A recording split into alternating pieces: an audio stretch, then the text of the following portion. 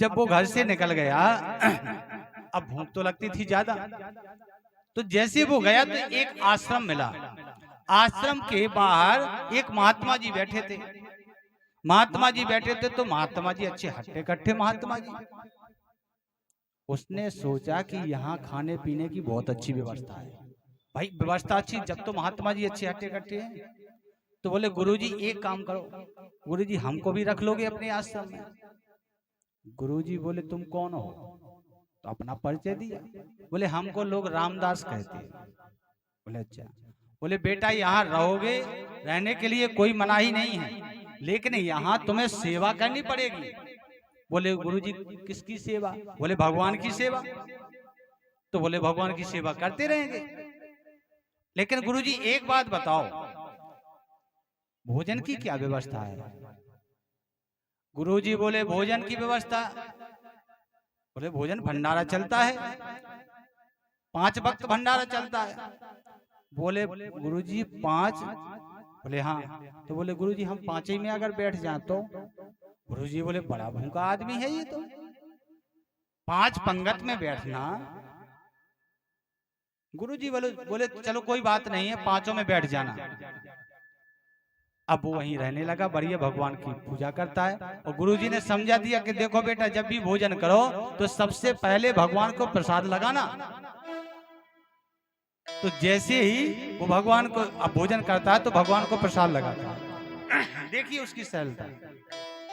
एक दिन एकादशी आई, और एकादशी आई तो उसने सुबह देखा कि रोज तो चूल्हा जलता था, आज कुछ भी नहीं बनते दिखाई दे रहा है।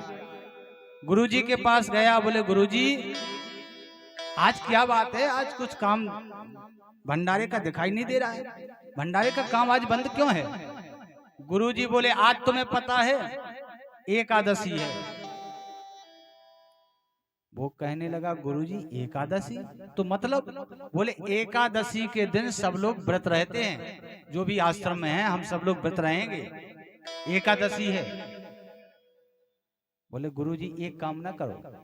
बोले कितने चेला हैं? जितने जी आश्रम में चेला हैं इनसे एकादशी का व्रत करवाओ, हमें छोड़ दो। तो बोले तुम्हें क्यों छोड़ दें, तुम्हें एकादशी रहना पड़ेगा, ये व्रतों में श्रेष्ठ मानी जाती है। बोले गुरुजी हम इसे कह रहे हैं कि अगर आज हम एकादशी रहे तो हम द्वादशी को मौकन देख पाए। बोले क्यों? अरे बोले इतनी भूख ही लगा। गुरुजी बोले तुम इतने भूखे हो? गिड़गिड़ाया, रोया, गुरुजी एकादशी नहीं रहेंगे। गुरुजी बोले चलो तो ठीक है, जब इसको इतनी भूख लगती है बेटा एक काम करो, लेकिन यहाँ आश्रम में तो कुछ बनेगा नहीं, तो तुम जो सामग्री है भोजन की ले जा करके अपने नदी के किनारे जा करके बैठ के बनाओ, लेकिन आश्रम में नहीं बनाओगे। तो गुरुजी से बोला गुरुजी अब मरता क्या नहीं करता, चलो जहां व्यवस्था बनेगी वहां बनाएंगे। आज गुरुजी से उसने कहा कि गुरुजी भोजन दो। तो आज कहा कितना चाहिए? बोले 2.5 सेर आटा चाहिए कम से कम। तो बोले बेटा भोजन बनाओ तो भगवान को प्रसाद लगाना नहीं भूलना। आज वो 2.5 सेर आटा लेकर के उसी के हिसाब से आलू गुड़ इत्यादि लेकर के अपने नदी के किनारे पहुंचा। अब जैसे भोजन बना के तैयार किया और गुरुजी का वो वचन याद आ गया कि गुरुजी ने कहा था कि प्रसाद लगा करके ही भोजन करना, तो वो भगवान को बुला रहा है कि राजा राम आइए, वो मेरे राम आइए, मेरे भोजन का भोग लगाइए। राजा राम आइए, मेरे राम आइए, मेरे भोजन को भोग लगाइए। वो राजा राम आइए, हो मेरे राम आइए, मेरे भोजन का भोग लगाइए। राजा राम आइए, मेरे राम आइए, मेरे भोजन का भोग लगाइए। अब जैसे ही उस भक्त ने देखा कि भगवान नहीं आ रहे, तो बोले शायद भगवान भी ब्रह्म है कि हमें मंदिर में तो मिलना है, और भगवान इस ब्रह्म में ना रहे। ये मंदिर नहीं है, ये नदी है। यहाँ ना आचमनी है, ना अर्घा है, ना आरती है कि हम ये सारी सामग्री लेके आपको पूजा करें फिर आप भोजन के लिए आओ। यहाँ ऐसी कोई व्यवस्था नहीं है। वो कहने लगा, अरे आचमनी अर्घा ना आरती नहीं कोई मेहमानी, आचमनी अर्घा न आरती नहीं कोई मेहमानी। प्रभु आना हो तो बस इतनी विनती में आ जाओ। यहाँ ना कुछ आपको आचमन करवाने के लिए पूजा की कोई सामग्री नहीं है। अरे आचमनी अर्घा न आरती नहीं कोई मेहमानी, आचमनी अर्घा न आरती नहीं कोई मेहमानी।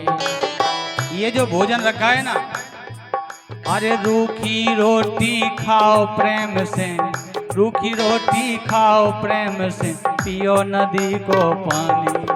अरे रूखी रोटी खाओ प्रेम से, पियो नदी को पानी। राजा राम आइए हो मेरे, राम आइए मेरे भोजन का भोग लगाइए, भोजन का भोग लगाइए।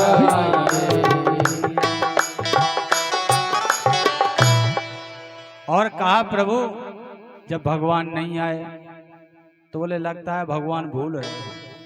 अरे भूल करोगे यदि तज दोगे भोजन रूखे सूखे, भूल करोगे यदि तज दोगे भोजन रूखे सूखे। हे राघव सरकार सुनो, अगर तुम इस भूल में हो कि मंदिर में हमें और जो भोजन पदार्थ मिलते थे अच्छे अच्छे भोजन वो मिले, आज तो मंदिर बंद है, एकादशी है। अगर वहां मिलना होता कुछ तो हम ही काय को वहां से भागते। अरे भूल करोगे यदि तज दोगे भोजन रूखे सूखे, भूल करोगे यदि तज दोगे भोजन रूखे सूखे। क्यों? अरे एकादशी आज मंदिर में, एकादशी आज मंदिर में पड़े रहोगे भूखे। अरे एकादशी आज मंदिर में पड़े रहोगे भूखे। राजा राम आइए हो मेरे, राम आइए मेरे भोजन का भोग लगाइए। राजा राम आइए मेरे राम आइए, मेरे भोजन का भोग लगाइए, हो मेरे भोजन का भोग लगाइए, हो मेरे भोजन का भोग लगाइए। आज जैसे ही भक्त की पुकार सुनी तो राम जी अकेले नहीं आए, सीता समारोपित बाम भागम।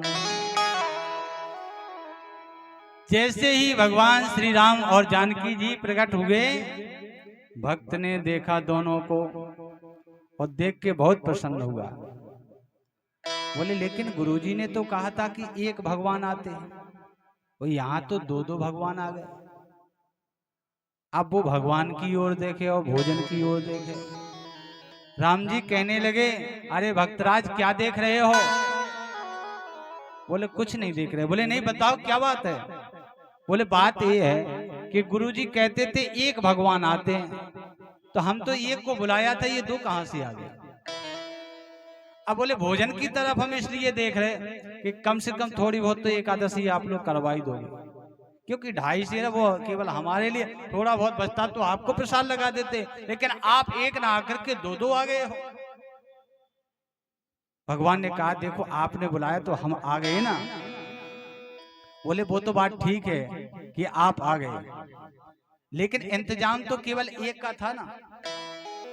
लेकिन चलो कोई बात नहीं है, भोजन करो। भोजन किया। भक्त कहने लगा प्रभु आपके साथ भोजन करने में आनंद तो बहुत आया, लेकिन एक बात याद रखो कि अब कितने आओगे ये बता दो हमें, कि इतने आएंगे, हम उस प्रकार से अपनी व्यवस्था बनाएंगे। और हम 2.5 से लाते हैं, ये को बोला 2 आते हैं, तो भूखे तो हम रहते हैं ना, इसलिए प्रभु याद रखो कितने आओ ये बता जाओ। भगवान कहने लगे तुम चिंता मत करो, जितने आए इतने ही आएंगे। तो बोले एक और प्रभु मेरी विनती है आपसे कि जल्दी आ जाना, इतनी देरी मत करना। आज भगवान चले गए। भक्त आया गुरुजी से कहा गुरुजी इस एकादशी को मैं भूखा रहा। बोले चलो कोई बात नहीं है, एकादशी को थोड़ी बहुत तो भूखा रहनी पड़ता है। जैसी दूसरी एकादशी आई, गुरुजी से भक्त ने कहा कि गुरुजी आप कुछ राशन पानी बढ़ाओ। बोले क्यों? आपने कहा था एक भगवान आते हैं, लेकिन वहां एक नहीं आए, वहां तो दो दो भगवान आए, तो इसलिए उस प्रकार से राशन भी बढ़ाना पड़ेगा। गुरुजी बोले दो दो भगवान आते हैं।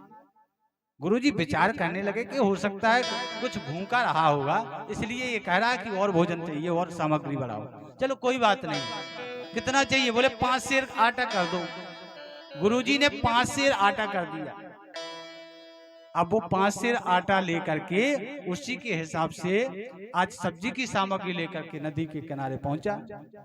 और नदी के किनारे जैसे ही पहुंचा तो भगवान को बुलाने लगा, अरे राजा राम आइए, वो मेरे राम आइए, मेरे भोजन का भोग लगाइए। राजा राम आइए, सीताराम आइए, मेरे भोजन को भोग लगाइए। हो मेरे भोजन का भोग लगाइए, मेरे भोजन का भोग लगाइए। हो राजा राम आइए, सीता राम आइए, मेरे भोजन का भोग लगाइए। राजा राम आइए, सीताराम आइए, मेरे भोजन का भोग लगाइए। हो मेरे भोजन का भोग लगाइए, हो मेरे भोजन का भोग लगाइए। भगवान आए और भगवान के साथ में कौन कौन आया? राम बाम दिस जानकी, लखन दाहिनी ओर। और जो उसने तीनों को देखा बोला हद हो गई। एक को बुलाओ तो दो आते हैं, दो को बुलाओ तो 3 आते हैं। भगवान से बोले, कहने लगे प्रभु ये बताओ ये कौन है, ये नए जो आए हैं ये कौन है? भगवान कहने लगे ये हमारे भाई हैं, छोटे भाई हैं लक्ष्मण। देख करके वो कहने लगा कि ना तो ये रूप से आपके भाई लगते हैं और ना ये स्वभाव से आपके भाई लगते हैं, ये तो हमें कुछ तेज दिखाई देते हैं। लक्ष्मण जी भगवान की ओर इशारा करते हैं, भैया कहाँ लेके आ गए हो? ये तो अनाप शनाप बोलने लगा है। भगवान की ओर इशारा किया भक्त ने। भक्त कहने लगा प्रभु एक बात कहें, हमने केवल ठाकुर जी के प्रसाद का ठेका लिया, उनके खानदान का नहीं लिया। और आपको एक बुलाते, दो आते, दो को बुलाओ 3 आते, आधा ही पार कर दी। कहा चलो कोई बात नहीं, भोजन करो। भोजन किया और भोजन करके कहने लगा प्रभु भोजन करने में बहुत आनंद आया, लेकिन भूखा जरूर कुछ रहा, लेकिन आनंद बहुत आया। लेकिन प्रभु अब की बार अगर इतने से ज्यादा आए तो भूखे रहोगे, अब व्यवस्था नहीं बना पाएंगे हम। आज फिर से पहुंचा है वो और गुरुजी से कहने लगा, उदास हो गया। गुरुजी बोले तुम उदास क्यों हो? बोले गुरुजी अगली एकादशी को और भी व्यवस्था बनाना। बोले क्यों? बोले एक को बुलाओ तो 2 आते हैं, 2 को बुलाओ तो 3 आते हैं, 3 भगवान आए थे। अब गुरुजी बोला ये तो अब गड़बड़ दिखाई देता है, भाई इतना ये खाएगा नहीं, लगता है कि ये बेचता है। तो अपने शिष्यों को बुलाया, बोले जाओ अब की एकादशी को इसको देखना कि इतने राशन पानी का ये क्या करता है। और जैसे ही एकादशी आई, आज उसने कहा कि गुरुजी 7.5 सेर आटा चाहिए हमें। गुरुजी बोले दे दो इसको। और 2-4 अपने चेला लगा दिए उसके पीछे कि जाओ देखना ये क्या करता है। आज वो गया नदी के किनारे और जाकर के सामग्री रख दी और प्रसाद लगाने लगा। बनाया कुछ नहीं, बोले कम से कम देख तो लेंगे कितने जने आ रहे हैं, वही हिसाब से बनाएंगे। आज सूखी सामग्री रखी है भोजन की और भगवान को याद करने लगा, बुलाने लगा। हरे राजा राम आइए, मेरे राम आइए, लक्ष्मण राम आइए, मेरे भोजन का भोग लगाइए। राजा राम आइए, सीता राम आइए, लक्ष्मण राम आइए, मेरे भोजन को भोग लगाइए। मेरे भोजन का भोग लगाइए, मेरे भोजन का भोग लगाइए। मेरे भोजन का भोग लगाइए, मेरे भोजन का भोग लगाइए। भगवान को बुलाया, भगवान नहीं आ रहा। बोले अगर आज आप देरी करोगे तो ऐसे ही बैठे रहोगे। जब जंगल में भक्त ने कि कीनी करुण पुकार, तब तत्क्षण में प्रगट भव सुदिव्य राम दरबार। और जैसे ही उसने आंखें खोल के देखा, बोले हद हो गई आज तो। और जैसी आंखें बंद की, देख लिया, फिर से आंखें बंद की। राघव सरकार कहने लगे, कहो भक्त आंखें बंद क्यों कर रहे हो? बोले हम तुम्हारा तमाशो देख देख के परेशान हो गए। एक को बुलाओ तो 2 आते हैं, 2 को बुलाओ तो 3 आते हैं, लेकिन आज तो आपने हद ही पार कर दी। वो कहने लगा, जब प्रभु कहने लगे कि तुमने ये भोजन क्यों नहीं बनाया, आज तो तुमने वैसे ही बुला लिया। तो बोले जब मिलना ही नहीं है तो बनाओ काहे को?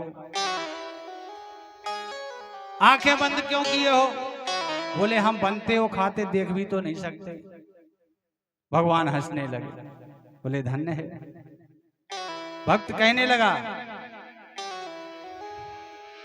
हमसे नहीं बनत बनाए भोजन आज, तुम ही संग करी हो, हम कहते समझाए,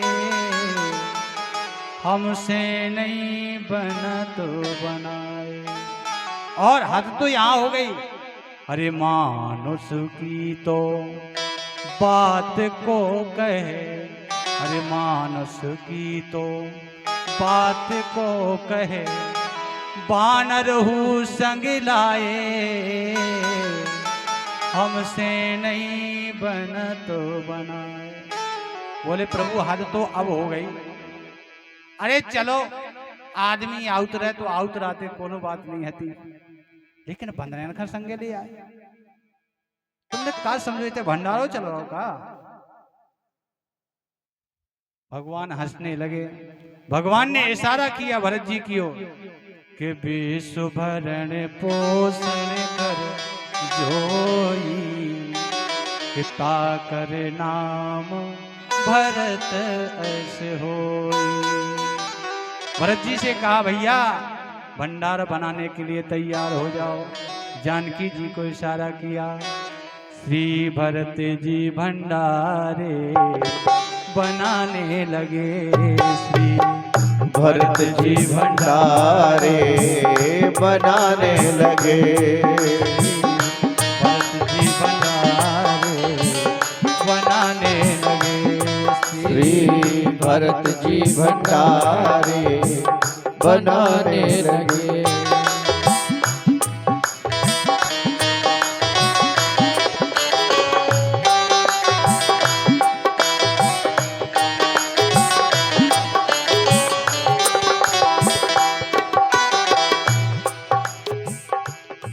श्री लखन लाल लकड़ी लाने लगे।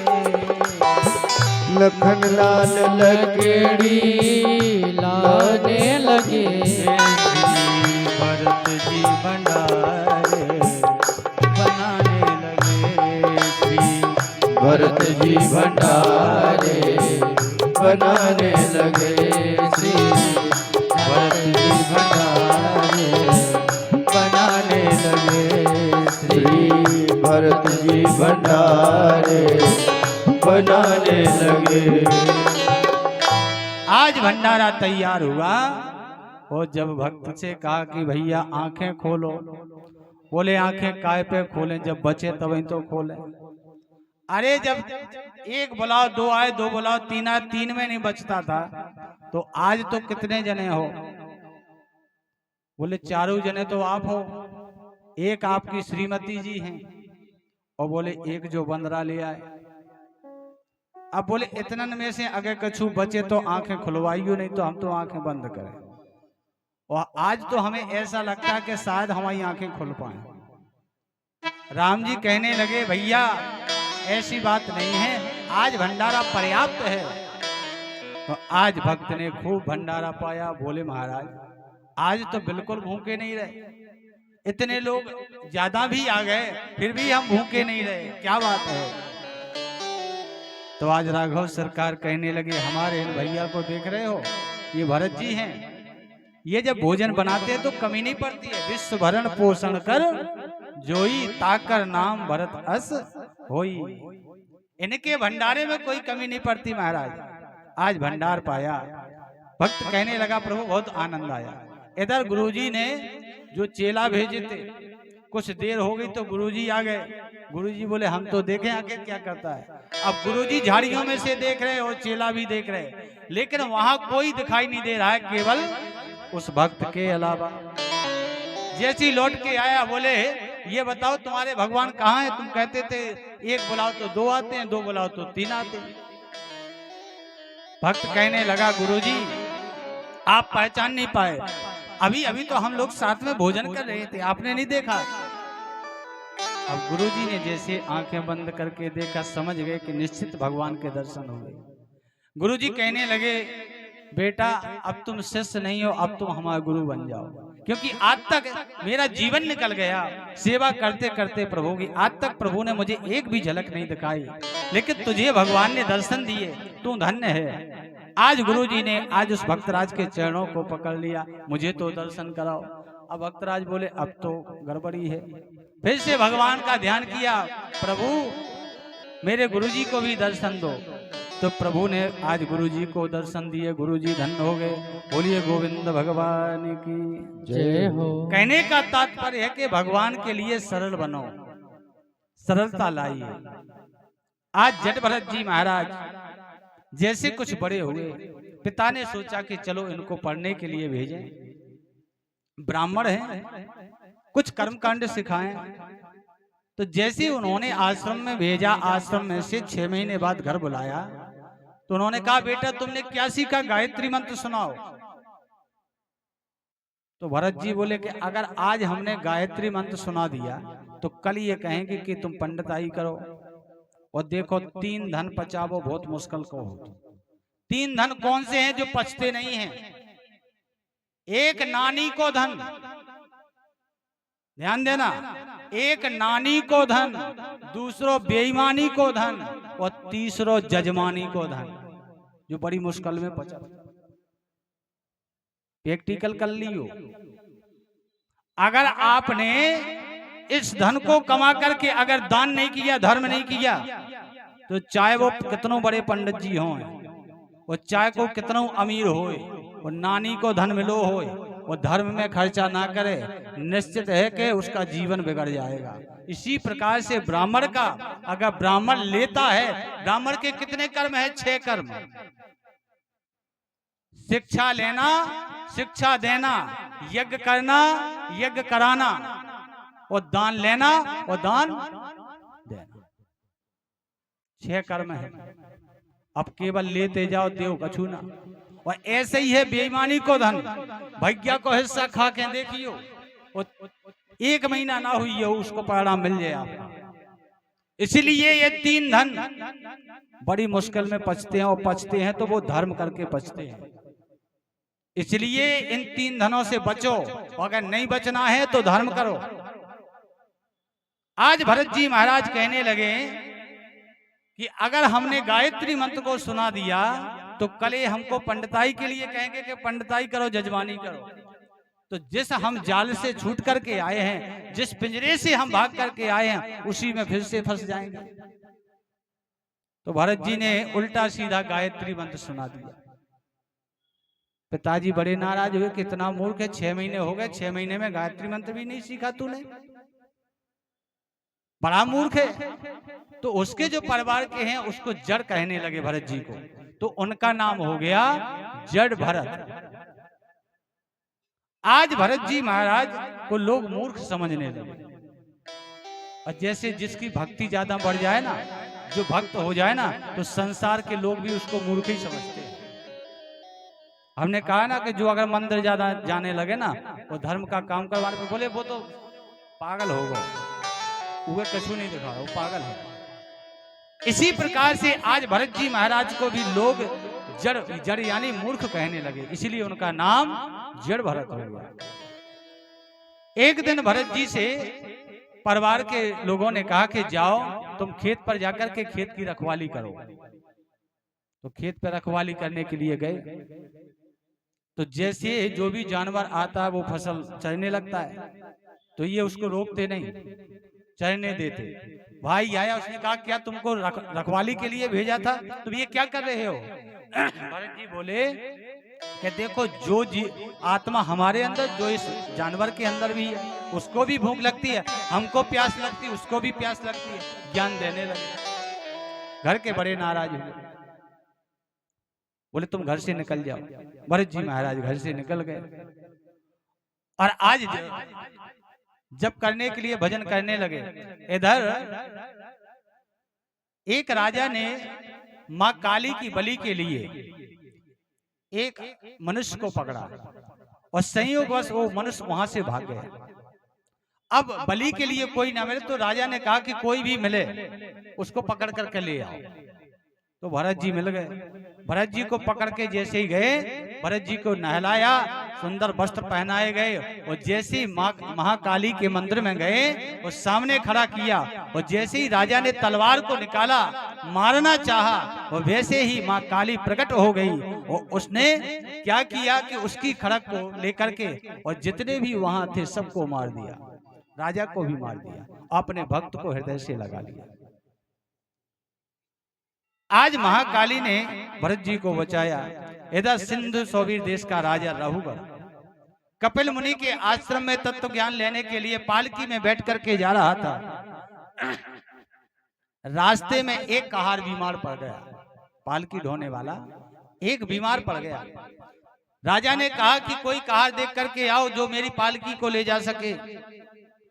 जब वो कहार आए, उन्होंने देखा भरत जी को, भरत जी से कहा हमारे राजा ने तुम्हें बुलाया है। भरत जी गए और भरत जी को पालकी में लगा दिया। अब भरत जी महाराज सोच रहे हैं कि पालकी अगर कोई वस्तु है भार वाली है तो वो ढोने वाले के लिए है, और जैसी पालकी को कंधे पर रखा वो आगे चलने लगे, और जैसी कोई चींटी दिखती है, कोई कीड़ा दिखता है, वैसे ही भरत जी उसको बचाने के लिए पैर इधर उधर रखते हैं तो पालकी हिलने लगती है। राजा रहुगढ़ कहने लगा ये पालकी क्यों हिल रही है, तुम लोगों को चलना नहीं आता? तीनों कहार कहने लगे राजन मुझे तो चलना आता है, लेकिन ये जो नया कहार आया है तो ये इसने जब से पालकी अपने कंधे पर रखी है तब से इधर उधर पैर रख रहा है। रहुगढ़ कहने लगा अभी नया आया है, चलो चलना सीख जाएगा। और जैसे ही भरत जी चलते हैं तो फिर इधर उधर पैर रखते हैं कि किसी जीव की हत्या हमारे हाथों ना हो जाए। देखो एक बात याद रखो, आदमी पुण्य तो गिनता है कि हमने इतने पुण्य कर लिए, लेकिन पाप प्रतिदिन कितने हो रहे हैं ये नहीं गिनता है। वो कभी गिनते हो? जैसे वहां से यहाँ तक चल के आए, कितनी चींटी तुम्हारे पैर के नीचे आ गई, और 2-4 मर भी गई, तो ये क्या हुआ? ये आपका पाप हो गया, अनजाने का पाप है ये आप। वो जानते हुए भी हो जाता है। लेकिन आदमी पुण्य को तो बताता है, पुण्य का तो प्रचार प्रसार करता है, लेकिन कभी पाप नहीं बताता है कि हमसे आज ये पाप हो गया। बताता है, जबकि पाप बताना चाहिए और पुण्य को छुपाना चाहिए। पाप बताने से क्षीण होता है और पुण्य बताने से क्षीण होता है। इसलिए पुण्य अगर चाहते हो पुण्य हमारे पास रहे तो उसको गुप्त रखो। किसी को बताओ ना कि हमने आज इस व्यक्ति को दान किया, इस मंदिर में इतने रुपए दान किए, वो नहीं हुआ। अरे हमने भैया 5100 रुपया देते हुए यज्ञ में, कम पड़े थे 2000 हमने लगाए थे जब वो यज्ञ बहुत हो। ऐसा प्रचार प्रसार करते हैं। और व्यक्ति से प्रतिदिन पाप होते हैं तो प्रतिदिन 5 यज्ञ भी करना चाहिए। वो 5 यज्ञ फ्री के यज्ञ हैं। जो अनजाने में पाप होता है उस पाप का प्रायश्चित करने के लिए शास्त्रों में 5 प्रकार के यज्ञ बताए, नोट कर लो। पहला यज्ञ, पहली रोटी बनाओ, गाय को निकाल दो, ये आपका पहला यज्ञ हो गया। जैसे ही रोटी बनके जो अंतिम रोटी है वो निकाल करके कुत्ते को रख दो, ये आपका दूसरा यज्ञ हो गया। फिर जैसे भोजन बनाओ, भगवान को प्रसाद लगा करके अग्नि को प्रसाद लगाओ, ये आपका तीसरा यज्ञ हो गया। चौथा यज्ञ है कि कोई भूखा आया, कोई ब्राह्मण आया, कोई साधु आया, कोई संत आया, उसको भोजन करा दो, उसको दान दक्षिणा दे दो, ये आपका चौथा यज्ञ हो गया। और 5वां जो यज्ञ है आपका, वो चिड़ियों को चींटियों को अगर आप दाना डालोगे तो ये आपका 5वां यज्ञ हो गया। ये अगर 5 यज्ञ करोगे तो जो अनजाने में पाप होते हैं उनका प्रायश्चित हो जाता है। लेकिन 5 यज्ञ करने नहीं है, पाप ही पाप करने। बोलो राधे राधे। याद रखो, शास्त्र में सबका प्रायश्चित है, सबका परिहार है, लेकिन करो उसको। यहां तक कहा गया कि जिससे अनजाने में पाप हो तो भागवत कहती है, ए मानवा पाप कृतस्तु सर्वदा। भागवत के महात्म्य पद पुराण से लिया गया श्लोक है, ए मानवा पाप कृतस्तु सर्वदा सदा दुराचार रता विमार्गगा। जो सदैव पाप करता हो, प्रतिदिन पाप करता हो, केवल साप्ताहिक भागवत सुन ले तो उसके पापों का क्षय हो जाता है। अब सुनने ही नहीं है, तासन में लगो रहा। अच्छा एक बात और है, जब कथा सुनवे बैठे तो घड़ी में 10 दिए देख लेते कितने बज गए। और ताश खेलवे बैठे तो समय को पता नहीं लगा। जब तक वह घर भाई गए उतना आजे, जब तक उठे ना। बोलो राधे राधे। जब घर भाई इतना डंडा लेके आए कि जी मोड़ी मोड़ा की के लाने आए, तब उठे। आज श्री भरत जी महाराज रघुगर से कहने लगे, रघुगर कहने लगा ये पालकी क्यों हिल रही है? कहारों ने कहा महाराज हम तो सही चल रहे हैं, लेकिन ये जो नया कहार है इसको चलना नहीं आता। रघुगर ने कहा पालकी को रोक दो।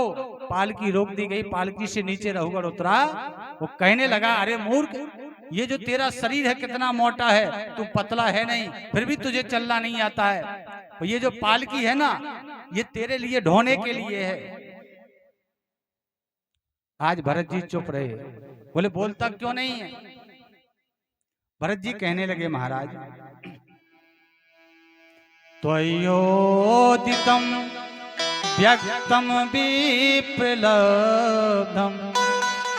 भरतो समेस्या यदि वीर भारा गंतुर यदि स्याद दधिगम्य मध्वा पीवे तिरासौ न वेदाम प्रवादा। हे राजन, आपने जो कहा है वो यथार्थ सत्य है। यदि भार नाम की कोई भी वस्तु है तो वो ढोने वाले के लिए है। यदि कोई मार्ग है तो वो चलने वाले के लिए है।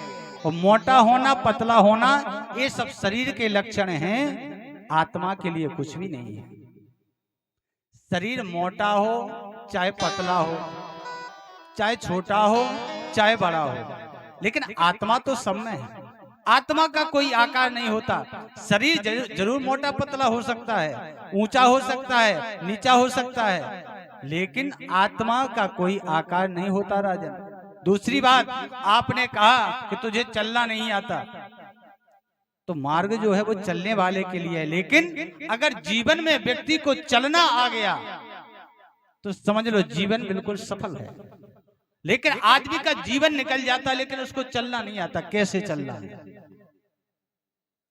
हम जानते हैं आपको कि आप जिस तत्व ज्ञान को लेने के लिए जा रहे हो कपिल जी के यहाँ, आप भूल रहे हो महाराज कि जो आत्मा, जैसे अभी आपका पालकी के डंडे से जो सिर टकराया, आपको कितनी तकलीफ हुई, कितना दर्द हुआ। अगर आप एक चींटी के ऊपर, किसी जीव जंतु के ऊपर अपना पैर रखेंगे तो क्या महाराज उसको कोई कष्ट नहीं होगा। जो ये पालकी हिल रही थी, इसका हिलने का कारण यही था कि मैं उन जीव जंतुओं को बचाना चाहता था, और मैं डरता हूं कि कहीं मुझसे पाप ना हो जाए। तो इसी प्रकार से राजन, हर जीव को बचना चाहिए। ये जो पाप प्रतिदिन करता है, जीवों को मारता है और जीवों को खा जाता है, इस पाप से बचना चाहिए। जो हमारे अंदर है वो सारे जीव जंतुओं के अंदर है, चराचर में है। आपको अगर दुख होता है तो जीव जंतुओं को भी दुख होता है। आज रघुवर समझ गया, ये तो बड़े ज्ञानी मालूम पड़ते हैं, चरणों में गिर पड़े। रघुवर कहने लगा कि प्रभु आप अपना परिचय दीजिए। रघुवर ने कहा, कस्त्वं निगूढ़श्चरसि ध्वजानां बिभर्षि सूत्रं कतमोऽवधूता कस्यासि कुत्रस्यैहापि कस्मात् क्षेमाय नश्चेदसिनोत शुल्का। हे ब्राह्मण देव, आप लगते हैं कि कोई ब्राह्मण है। आपने जो ध्वजा का यज्ञोपवीत धारण कर रखा है, बताइए आप विचरण करने वाले कौन हो? क्या आप दत्तात्रेय हैं? आप किसके पुत्र हैं? आपका जन्म कहाँ हुआ? यहाँ कैसे आपका पदार्पण हुआ? यदि आप कल्याण करने वाले हैं तो क्या आप भगवान कपिल जी तो नहीं हैं? भरत जी कहने लगे, हे राजन, अहम पुरा भरतो नाम राजा विमुक्ति दृष्टा श्रुत संग बंधा आराधनम भगवत ईयमानो मृगो भवम मृग संगार्थदार्थ। कहने लगे, हे राजन, हमारा नाम भरत है, और आपने जो कहा कि आप ब्राह्मण लगते हैं, तो हाँ मैं ब्राह्मण हूं। रघुवर कहने लगा, प्रभु आपसे जो ज्ञान मिला है, जिस तत्व ज्ञान को लेने के लिए मैं कपिल जी के यहाँ जा रहा था, आज वो ज्ञान आपसे मिला है, इसलिए प्रभु आप मुझे अपनी शरण में लें। आज प्रार्थना करके रघुवर और वापस लौट गया है। इधर भरत जी महाराज ने अपना जीवन भजन करते करते समाप्त किया। और एक दिन हम आपको भी जाना है, लेकिन ऐसा सत्कार करके, ऐसा सत्कर्म करके जाएं ताकि यहाँ भी नाम हो और वहां भी नाम हो। अगर यहाँ नाम करना है और वहां नाम करना है तो बस एक ही बात आपको धारण करनी है, क्योंकि संसार में सब चलायमान है। चला लक्ष्मी चला प्राणस चले जीवित मंदिरे चला चले संसारे धर्म को ही ने चला।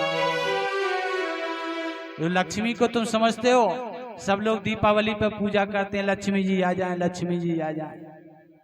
तो लक्ष्मी जी तो तब आएंगी जब उनके पति को बुलाओगे, जब भगवान की आराधना करोगे, भगवान की कथा सुनोगे, भगवान के मंदिर जाओगे, तो पत्नी तभी प्रसन्न होती है जब जहां पति का सम्मान हो।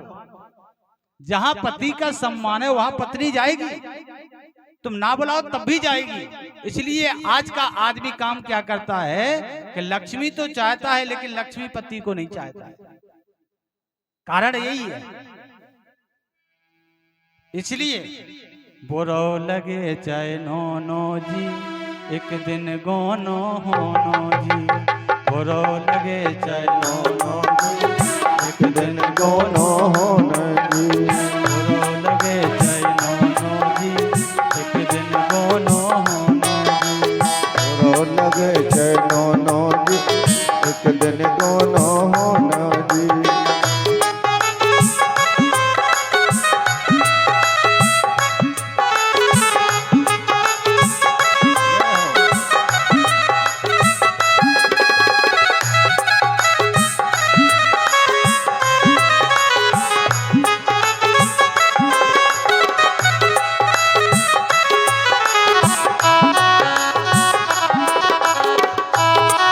तालियों से सेवा करते हुए प्यारे।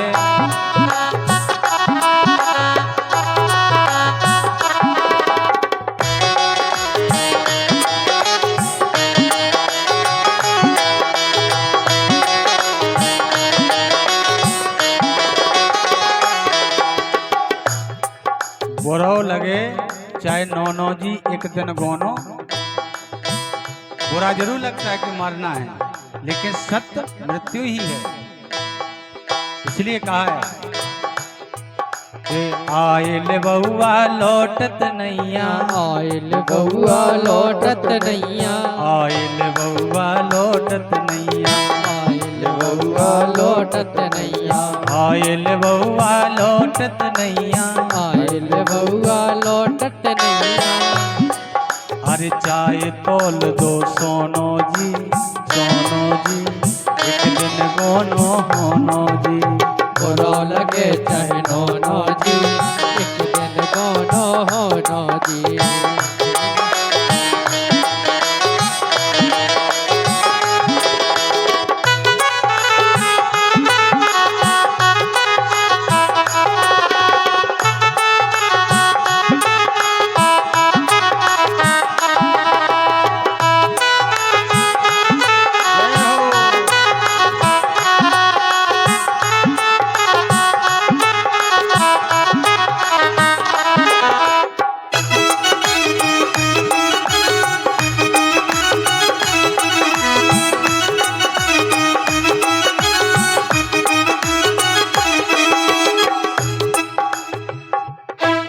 अरे भीतर गोरी मांग संवारे, भीतर गोरी मांगे सवारे, भीतर गोरी मांग संवारे, भीतर गोरी मांगे सवारे, भीतर गोरी मांग संवारे, भीतर गोरी मांगे सवारे, मांग संवारे हम मांग संवारे। मांगे सवारे मांगे सवारे। अरे बाहर हो रोनो जी, बाहर हो रोनो जी, एक दिन गोनो होनो जी। बुरो लगे जय गोनो जी, एक दिन गोनो होनो जी। बुरो लगे चाहे नो जी, एक दिन गोनो होनो जी। बुरो लगे चाहे गोनो जी, एक दिन गोनो होनो जी।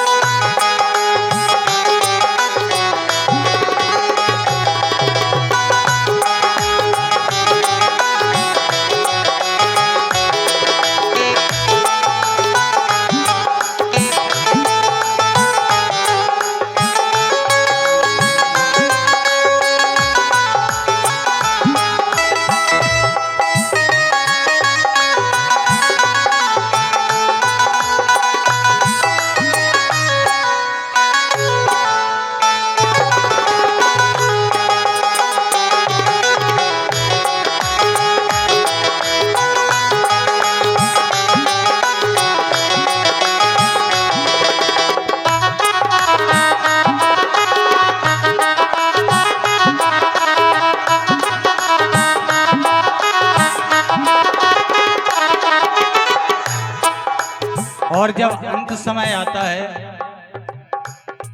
अरे चार जने मिल खाट उठावे, चार जने मिल खाट उठावे, खाट उठावे हाँ खाट उठावे, खाट उठावे हाँ खाट उठावे, चार जने मिल खाट उठावे, चार जने मिल खाट उठावे। फिर क्या होता है? फिर ये नहीं कि थोड़ी देर और रुक जाओ।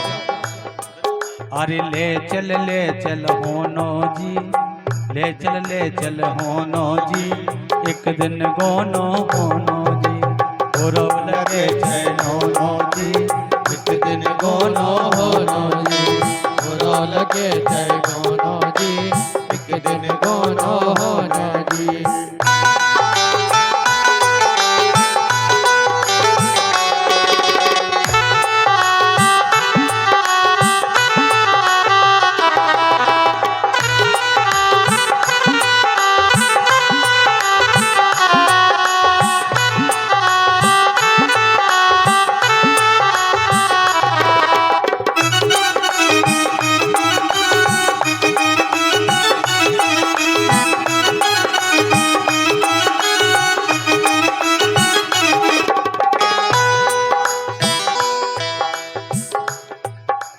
कहत कबीर सुनो भाई साधु, कहत कबीर सुनो भाई साधु, कहत कबीर सुनो भाई साधु, कहत कबीर सुनो भाई साधु, सुनो भाई साधु, सुनो भाई साधु, सुनो भाई साधु, सुनो भाई साधु, कहत कबीर सुनो भाई साधु, कहत कबीर सुनो भाई साधु।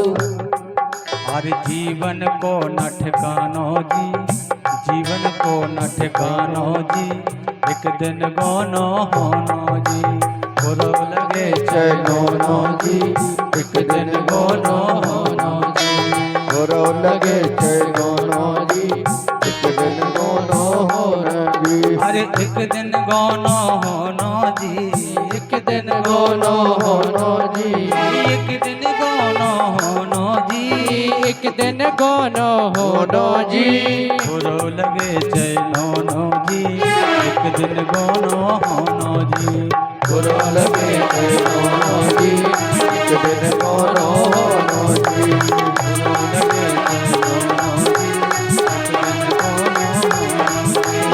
बुरो लगे चैनो जी, एक दिन गोनो होनो जी, बुरो लगे चैनो जी, एक दिन गोनो होनो।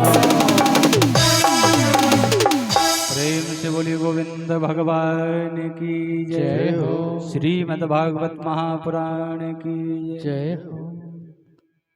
एक दिन गोनो होनो जी, सबको जाना है प्यारे। एक बात याद रखो, अगर हमें अपने सनातन धर्म को बरकरार रखना है, सिर्फ रोज बोलते हैं, सब लोग बोलते हैं, बोलिए सनातन धर्म की जय, बोले माता पिता की बोली जय। हमें एक बात बताओ, छाती पे हाथ धर के बताइए, रामायण का कितने जने मानत? लगभग सब जने मानत, लेकिन रामायण की कितने जने मानत? अच्छा, माता पिता की जय, माता पिता का कितने जने मानत? लेकिन माता पिता की कितने जने मानत? बात तो जा है कि हम सनातन धर्म की तो जय बोलत, लेकिन कछु तो उनको पालन करत, कछु माता पिता का मानत हैं, वो कछु जने रामायण की भी मानत, लेकिन कछु जने ऐसे राक्षस हैं कि वे केवल जय बोलत सनातन धर्म की, वो मंदिर ना आए कभो। मंदिर में देखा हम शाम के 4 जने मिला था, वो घर में बर्थडे मनत हो तो हमके नाम आए के सब जगह बुलगवा लगाए, भीड़ इकट्ठी करने। अरे अगर हमें अपने सनातन धर्म को बरकरार रखना है और हमें धर्म को स्थापना करना है, तो हमें मंदिरों में भीड़ और कथा में भीड़ जरूरी है। भले ही हम अपनी शादी विवाह में भीड़ कम कर दें, कोई बात नहीं, चले।